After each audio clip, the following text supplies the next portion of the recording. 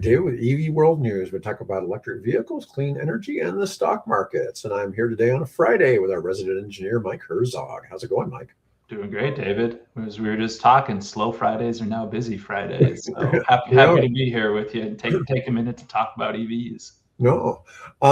One, so the big EV market, and to be fair, the largest car market in the world is China, right? And China is well over 50% of new car sales are now EVs. And it's been that way for like a year or two now. So it's not like it just hit that. Okay.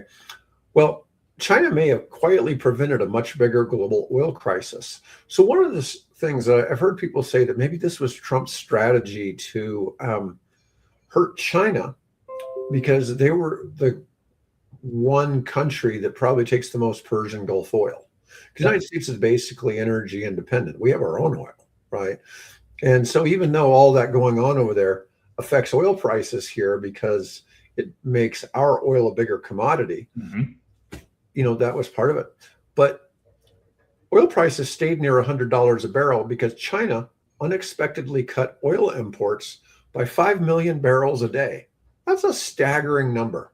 I wish I could get a visual of that. Like if you stack those, like a tanker, a couple of tankers worth more. I mean, I don't know how many ships that would be. Yeah. I don't know how many barrels are in a ship. It's a very big number. Yeah. But you figure that's 275 million gallons a day. Okay. If you math that out into gallons. Anyways, offsetting much of the supply loss, Beijing's opaque independence may have made it a powerful force in global oil markets, rivaling OPEC's influence. What's crazy about this is they're so EV dependent, and we keep seeing more and more ways where they're revolutionizing, the EV industry with battery swap outs for heavy trucks, battery swap outs for cars, mega expanding industries, trucking, local shipping.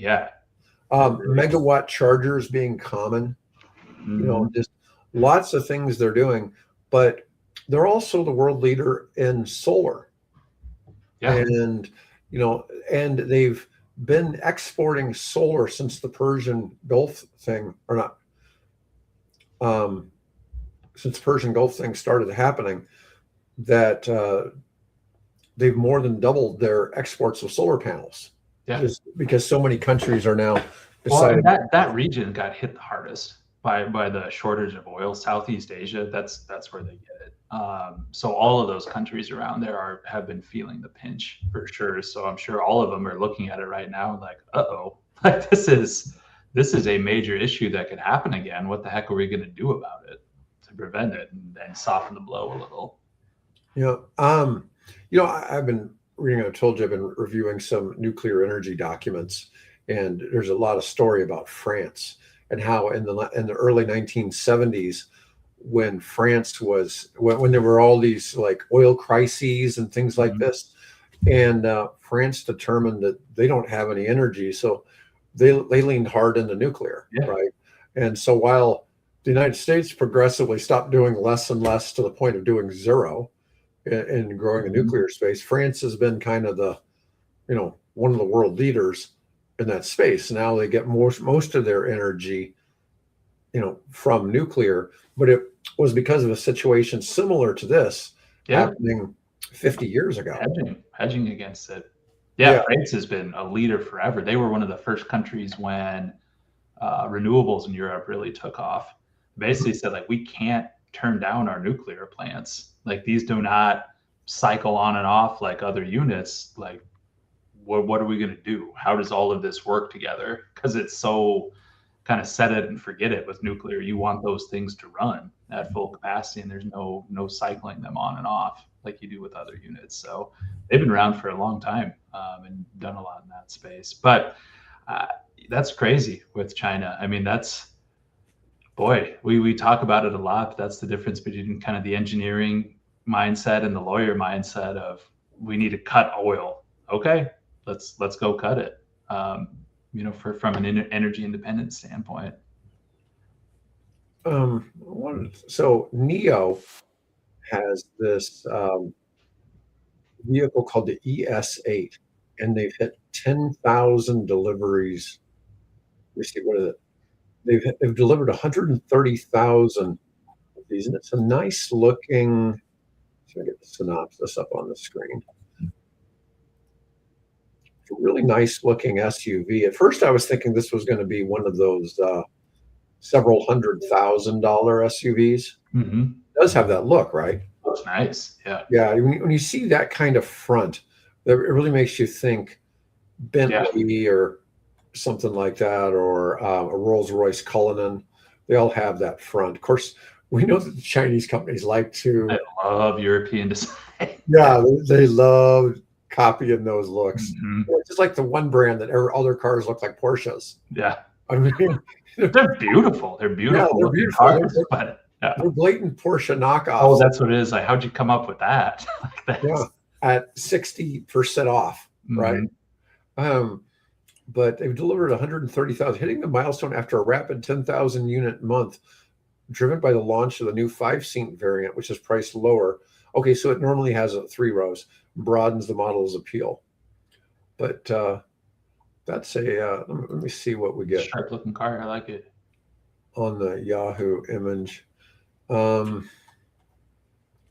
really a lot. You know what, it's funny. The stock over the past 3 years has declined 69.5%.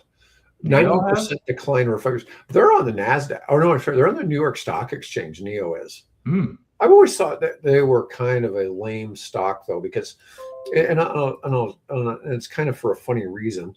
Well, I guess it's not a funny reason, because it's a Chinese entity and China manipulates things. China will do things to affect the export markets by devaluing their dollar. And so when you have a Chinese company like this on the New York Stock Exchange, it's sort of disingenuous because it's not, they're trying to manipulate the price through non-market conditions, if that makes sense. Yeah. It's not a level playing field. And it's kind of like when years ago, DHL tried to enter the United States, and they started doing some air deliveries and stuff like that. And I don't remember what really faltered with that. But one of our big complaints was that since they're the big German package delivery company, they're subsidized by the German government. Okay. And so this was one of our big complaints. And I think something came along to prevent them from being able to play on the same playing field as FedEx and UPS in that space. Yeah, because they're not private, fully private. Yeah. So I'm not opposed, and I mentioned this before, for the United States to have a sovereign wealth fund. I'm not opposed to sovereign wealth fund. And companies like UPS, FedEx, that really, we're dependent on those companies. I mean, it's hard to fathom that a company founded in the 70s like FedEx or whenever it started, that we're kind of dependent on that. So I would consider them to be like a national security type company, right? And so I would think it would be reasonable for the U.S. government to own part of those. I'm not talking about a controlling interest, but for them to be invested in the stability of those companies. To take ownership, to have a stake in them, to when they succeed, we succeed. Yeah. I mean, that's what we want. In the 2007 to 2009 financial crisis, the U.S. government lent money to a whole bunch of banks, and they lent money to General Motors and Chrysler. Okay, and that money got repaid, but it kind of made sense because in a national security event like World War II, all of those companies got completely swapped from car manufacturing to aircraft and tank production and military vehicles, right? And so while we have to have, for that reason alone, the United States has to have an automaking industry, right? Yeah, we have to have industrial processes, right. manufacturing. We can't let those get destroyed by Chinese EV manufacturing. But at the same time, you've got to figure out some way to make those companies worthwhile. I mean, they're worthwhile at the moment, right? Yeah. Until, the Chinese cars start coming across the border from Canada and Mexico. I always look at it as it's investing. We are, whether we like it or not, we are investing in those companies as a nation. So we might as well have a return on it, and return it back to the people and get benefit out of it. That's the way I always view it. We're doing it anyway, through loans, through policy, through whatever. Like formalize it, make it a true investment in those companies, and we return. When they succeed, we succeed. Yeah, I know a lot of people who don't know much about government grants probably don't realize that to get a government grant, you have to come up with some kind of matching dollars. It might only be 20% of the amount of money the grant is. In some cases, it's 50%. The more cash you're able to put out, the more likely you are to get approved for the grant, all these things. But I still think when grants are put into something, or like the Department of Energy puts those loans in there, if the company scales to where it's worth $1 billion or more, there should be some ownership of that goes into the sovereign wealth fund. Yeah. And I don't mean a big number, like maybe it's 5%. Okay. And maybe there's a scale. Maybe it goes to 10% if it becomes a $1 trillion company like a Tesla. Okay. Tesla is a pretty good example of a company that they got some help. They got bailed out a couple times. Yep. Or they got help from the Department of Energy. Tesla paid it all back. They paid it all back. But if we were in the private equity space and I'd lent that money, I would expect to get some kind of kicker on the back end. Yeah. Okay? And so I'm just saying it would make sense that Tesla, and even if the government shares are non-voting, for instance. But it's just an ownership stake. Right. It's an ownership, and there should be some value to that. And even you look at it like Tesla and this show, like battery technology.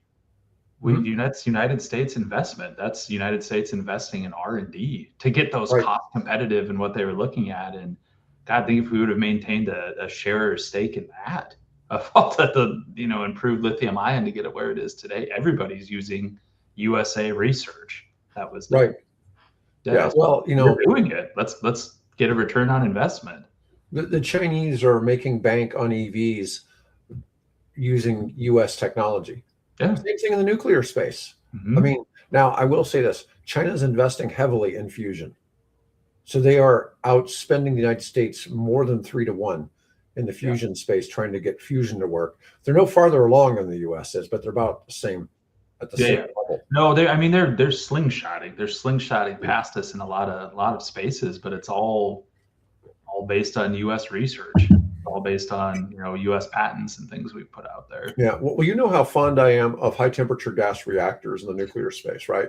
But there's the only one that's functioning commercially in the world was helped by U.S. engineers, helped build it in China. They have a 1 gigawatt HTGR, which is a 4th generation semi-autonomous nuclear power plant. It does not need humans to, I wouldn't say to fix things, but to screw things up. And it's wild to think that they did that. Now, what's kind of funny, Russia had the first technically SMR, but it's on a barge. And technically what they did was they took a bunch of submarine engines, and reactors and the barge. I mean, that they absolutely did what the talk has always been in the United States. But the thing is, what's used underwater and on the aircraft carriers is, while it is, similar to the SMR tech, it's not exactly ideal for power plant generation. I'm not familiar with what they have in those, but I always go back to that. Isn't small nuclear dangerous? What it is. I've just been told that it's not ideal. Okay. For, and maybe part of that is maybe they have a different way of dissipating the heat. Oh, because they're in water. Now, obviously they're in water, but you wouldn't want the submarine just glowing in the ocean, right? From all the heat it'd be putting out. So there's got to be something different about the process. Maybe that's what it is. It's you expel the heat. You don't try to recuperate it. You're not regenerative in there. Whereas with the SMRs, a big part of the package is that extra thermal energy you're getting.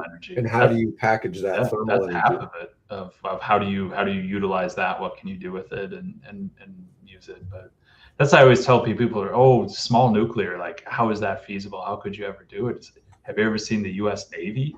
Right. That's always the They've been easy doing answer, it for right? a long time. Yes. Let's see. Bill posted an article about the Mexican Olinia One, the $8,500 neighborhood EV. No, I'm not familiar with that one. I don't know that one. And maybe you and I have never discussed it, because here's a picture, and it's got the president of Mexico, Claudia Sheinbaum. Let's see. Yeah, there's what it looks like. $8,500. Okay, now this is essentially, and I'm not going to try to rag on the Mexican economy or anything, but I've looked at it's a low speed electric vehicle. Supposedly it's capped at 35 miles per hour, which the ones, remember, I was trying to help Derek Automotive with going public. They never really made it, but their truck would have went 50. Okay, but it's very similar to this, probably very similar thing, but it's got a 78-mile range, 31 mile per hour top speed, so 50 kilometers, a 14.7 kilowatt hour LFP battery. Now, I recall that the Derek Automotive ones were like 12 kilowatt hours, and they would get a 100-mile range, but they were probably lighter vehicles. But it looked like a Dodge truck, which was kind of funny. But anyways, they're talking about this for targeting taxis, urban commuters. Man, you'd have to be charging that a lot at a 78-kilometer range. So one of the things at $8,500, I suspect the charging technology on it, like Bill's Chevy Bolt, charges really slowly. Yeah. Yeah. So I would expect this to be more set up with that small of a battery. So what is it? A 110 puts in what, 1.25 kilowatt hours? Something like that. It's Yeah. So you could go 0 to full in 10 hours. 10 hours, puppy, but you would never probably run it out. So no. I'm just saying that what is that range? It's about a little more than 5 miles per kilowatt. So you're still probably putting 5 miles in there or let's say 6 miles every hour. So I'm not saying this couldn't be charged with a supercharger, but I really suspect it may not be supercharger capable. Oh God, no. I bet it has level 2, but that's an easy way to cut corners. You don't need it. You know what I mean? You can charge it in 45 seconds. No, you wouldn't need that higher level. Well, you've heard my argument that I give to apartment complex owners. If they want to put in EV charging, let's just start with level 1. Let's just make it free. Then you don't have to worry about payment processing. Because I actually had some people tell me that they've been adding level 2 chargers to all their new developments they built. Okay, and they were telling me about all the problems they have with the management office that come to, because they're having the usual problems that we hear about from level 3s that aren't Tesla, because it's always payment processing. The payment processing isn't working. Okay. And I said, just take that out. Don't put in level 2s. Just give them level 1s as a starting place, and you're gonna get charged 10 cents an hour for somebody parked there. Who cares? I was telling them that we're going to put in solar carports anyways. Okay. So you're having cheap electricity, you're giving it to them for free, and you're using the excess electricity to power your pool, your common area. And you get to park in the shade. Yeah. Yeah. And then people have, places to park in the shade. So it made a lot more sense, but this wouldn't really fly here. Right. So to drive a vehicle like this, you have to be on a street where the speed limit isn't above 35. And so, I live in Papillion, and we have some 35 mile per hour streets, but most of them are 45. And people go a lot more than 45. You would be the slowest car on the road. I'm trying to think even in big metro areas in the U.S. I mean, I suppose driving around downtown Chicago, downtown Atlanta, something like that. These maybe have a use case. If you lived in LA and you didn't drive on the freeway, it would work. They're probably not exceptionally large, But I'm just saying it's a really cool thing. And for $8,500, it's designed to compete with, the BYD Seagull. Yeah. But the Seagull's got more features than this. So the Seagull's a full functioning car that has probably has more like a 150 range and, probably can go 80, 90 miles per hour. Yeah. So, that's that's a completely different play. But that is, something that, good on Mexico, right? Yeah. It's cool. All those things are great. If it works for them, perfect. If they've got the use case, that's a good thing. It's like some of the more extreme people in this space would wish we'd all just switch to bicycles. Yeah. It's like if somebody ever suggests we go back to riding horseback, I go back to the horse crap problem that created. The cars were the solution too. But okay, I had somebody, I did a BYD short, and somebody was talking about, all the poor people who are going to buy those, and they're going to be pieces of junk and all the repair expenses, and hopefully the car doesn't catch on fire. And it's like, really? Are you from another planet? That's what I responded with. It's like, there's no truth to anything you're saying. So I got BYD news. BYD released the Dahan, DA space HAN, meaning Great Han sedan, 626 miles of range for $44,000. 600, that's over 1,000 kilometers. BYD targeting 1.5 million overseas sales in 26, which would be a 15% increase. They just launched a Japan spec K. So I guess they call it a K EV, KEI. So I'm assuming that's like the little Mitsubishi trucks. Yeah.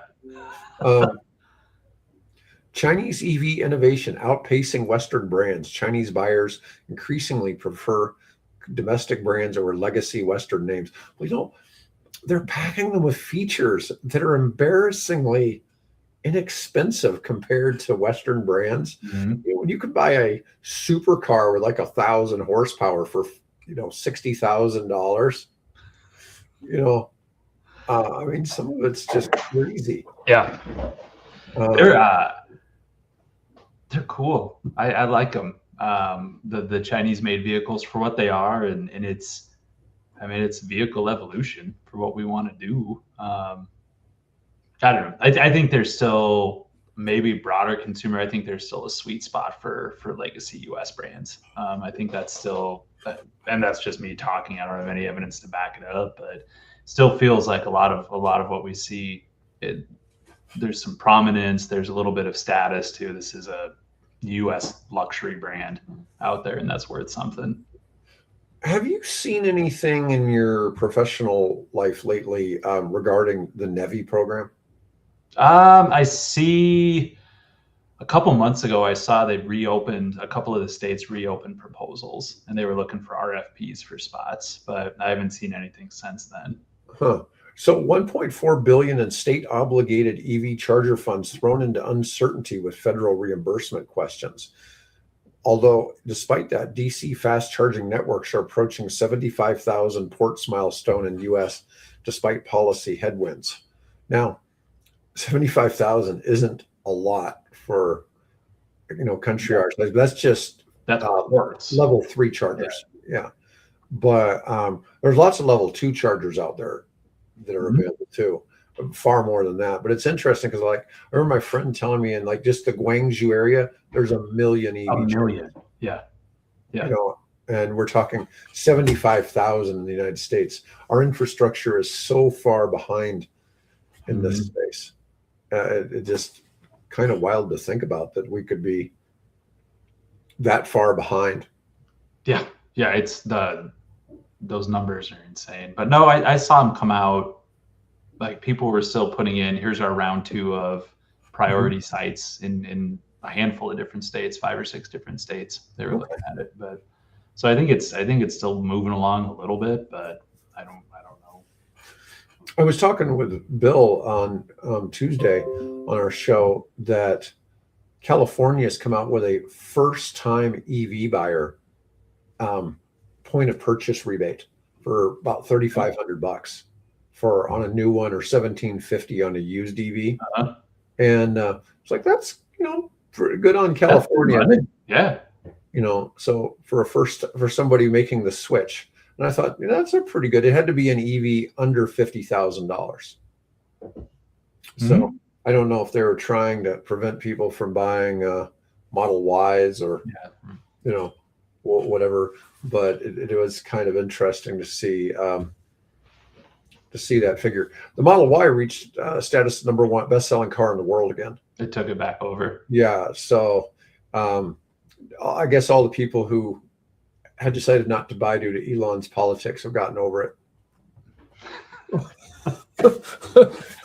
It was funny though. I mean, it really hurt Tesla. Oh yeah. And maybe he'll keep his nose out of politics going forward, because that really. Oh, there was backlash. There was absolute backlash. No question. Yeah. I love Elon. I'm kind of pleased to see that he did his part. What he felt he could give to the United States, but it certainly hurt him in the pocketbook. There's no question. But let's see. Sodium-ion batteries emerging for grid storage. A company called ESS Talk launched a 1.2 megawatt-hour sodium-ion building block system. Another company called Peak Energy is building a 4 gigawatt-hour factory in California. Well, that'll be a lot of batteries in it. Sodium-ion can operate without active cooling, much simpler than lithium, reshaping grid-scale storage economics. The sodium-ion ones are a little more expensive than LFP. And the funny thing is, lithium ion is more expensive. So lithium ion batteries go for about, I think it's $70 a kilowatt. And the other ones, I think LFP is about $52 a kilowatt hour now. Well, that's a big difference. Yeah, it's a big difference. And the sodium ion ones are about $58. But the sodium ion, by nature of their chemistry, they can't catch on fire. So, there's a difference there, but the LFP can't catch on fire as much. And it's funny that, but lithium ion is still the most popular one. It just, I don't understand why LFP got cheaper than lithium ion, but it did for some reason. I wish I knew more about the chemistry and kind of the advantages of some of those other ones, of density, efficiency cycle, those kind of things, and just weight associated with it. And I think that's got to be the reason why lithium ion is still out there. It's weighs less. It fits in the technology. It's got a better efficiency cycle. I don't know. I wish I knew more about that. Well, they're not switching our phones to these new chemistries. They're sticking with lithium ion for the phones. It is funny because I have one of these power blocks. I'm charging my AirPods on it right now. This is a cool one. It's got regular USB. It's got the older iPhone. It's got the big USB, and it's got another one. I don't even know what it is. I don't think I've ever used it, but it's been great. But they get on the plane, they tell you to pull your power bricks out, kind of thing, and keep them in sight. It's like, okay, I kind of do anyways. Just because it sucks down the juice sitting on the flight. But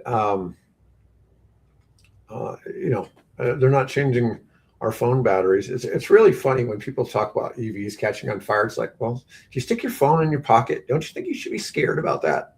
Don't worry about EV fires. Don't be sticking your phone in your pocket. Yeah.